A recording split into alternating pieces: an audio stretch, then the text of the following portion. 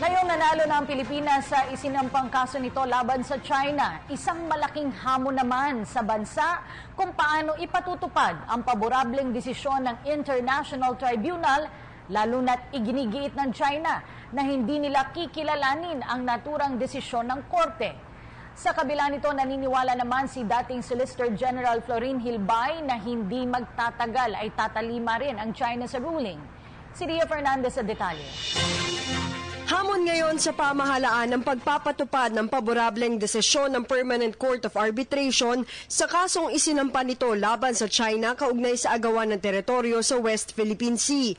Ayon kay Supreme Court Associate Justice Francis Hardeleza, alam na nila sa umpisa na mananalo ang Pilipinas sa kaso, subalit magkakaroon ng problema sa pagpapatupad nito.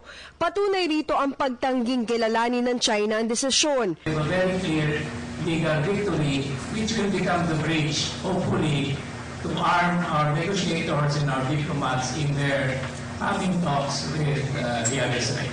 Pero tiwala si dating Solicitor General Florin Hilbay na tatalima rin kalaunan ng China sa ruling. There's such a thing as reputational harm or reputational cost.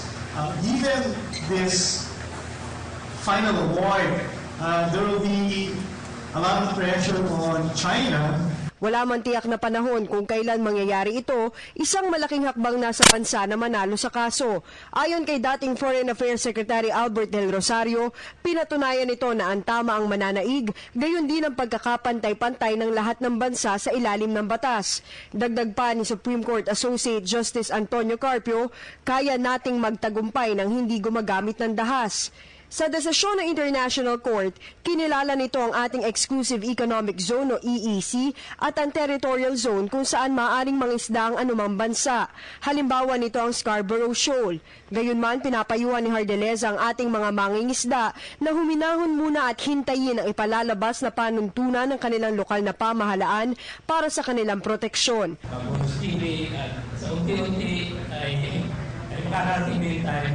Para sa PTV News, Ria Fernandez. Hi! Ako si Ria Fernandez. Mag-subscribe na sa PTV YouTube channel. I-click lang ang subscribe button.